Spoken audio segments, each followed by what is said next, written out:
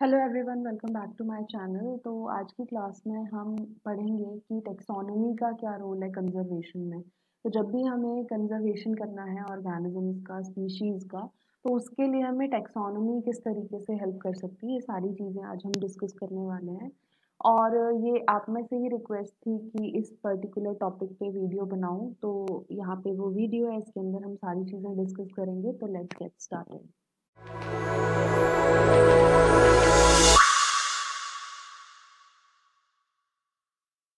तो टेक्सोनोमी का क्या रोल होता है कंजर्वेशन में, तो वो आपको पता होना चाहिए कि दोनों इंटरडिपेंडेंट है। मतलब ऐसा नहीं है कि टेक्सोनोमी और कंजर्वेशन जो भी स्पीशीज का होगा वो डिपेंड नहीं करते एक दूसरे के ऊपर। ये दोनों ही चीज़ें एक दूसरे पे बहुत ज़्यादा डिपेंड करती हैं, इंटरडिपेंडेंट ये दोनों प्रोसेसेस हैं। अगर हमें टेक्सोनोमिक इंफॉर्मेशन या स्किल्स वगैरह नहीं पता, हमें उसकी शॉर्टेज है, तो उसकी वजह से जो भी स्पीशीज़ का कंजर्वेशन है, कौन सी स्पीशीज़ को कंजर्व करना है, कौन सी को नहीं, ये चीज़ पता नहीं चलेगी। टेक्सोनोमी से हमें पता चलता है कि किसी पर्टिकुलर फैमिली, जैसे प्लांट्स की बात करें तो किसी पर्टिकुलर फैमिली में कितने प्लांट्स हैं, कितने जीनस वगैरह हैं, स्पीशीज़ हैं। तो उनमें से कितनी रह गई हैं, अब ये इससे हमें पता लगेगा कि हमें उस पर्टिकुलर स्पीशीज़ को या उस फैमिली के मेंबर्स को प्रोटेक्ट करना है, कंजर्व करना है।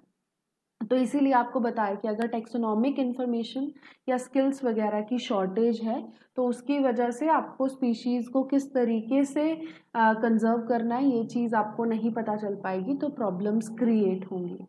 स्पीशीज़ कंजर्वेशन के लिए दो टाइप के टेक्सोनोमिक सॉल्यूशंस की ज़रूरत होती है। सबसे पहले रूल्स, किस चीज़ के लिए, तो set of rules to standardise the species units included on list.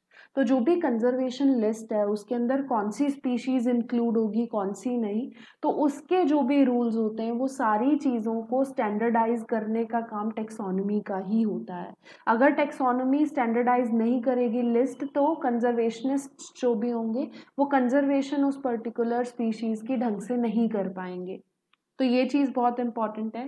दूसरी चीज़ आपको ये बताई गई है कि कंजर्वेशन रिकवरी प्लानिंग जो होती है उसका डायनामिक नेचर जो भी नेचुरल सिस्टम्स का होता है या जो भी लिस्टिंग प्रोसेस में डिफरेंसेस होते हैं, तो उसकी वजह से जो एंड रिजल्ट है वो भी काफ़ी ज़्यादा हैम्पर होगा।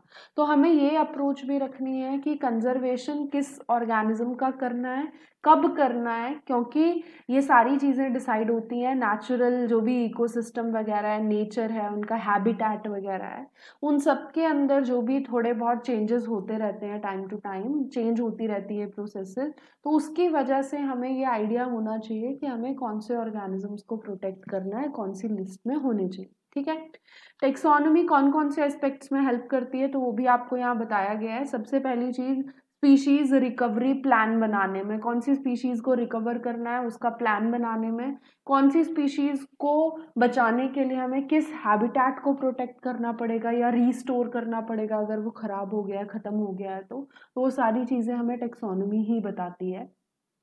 नेक्स्ट चीज, invasion of alien species. Alien species किसी पर्टिकुलर एरिया में आ गई हैं, तो उन्हें डिटेक्ट करना, उन्हें किस तरीके से कंट्रोल करना है, ये सारी चीज़ें भी टेक्सोनोमी ही हमें बताती है कि इस पर्टिकुलर एरिया में ये स्पीशीज जो है वो, उसका इन्वेजन हुआ है, वो एलियन स्पीशीज है, यहाँ पहले एग्जिस्ट नहीं करती थी। तो वो सारी चीज़ें हमें काफ़ी हेल्प करेंगी कंजर्वेशन में। नेक्स्ट चीज़, एलियन स्पीशीज का जो भी इरेडिकेशन है उसके जो भी मेथड्स हैं, किस तरीके से हम एनवायरनमेंट को अफेक्ट किए बिना स्पीशीज़ को प्रोटेक्ट कर सकते हैं, वो सारी चीज़ें भी टेक्सोनोमिस्ट्स ही बताते हैं और कोई नहीं बताता। तो इसीलिए कंजर्वेशन में टेक्सोनोमी का काफ़ी इंपॉर्टेंट रोल है। आई होप कि आपको ये टॉपिक समझ आ गया हो, जिसका भी ये डाउट था। मिलते हैं फिर नेक्स्ट टॉपिक के टाइम, जो कि टेक्सोनोमिकल प्रोसीजर्स के बारे में होने वाला है। तो मिलते हैं, बाय बाय, थैंक यू।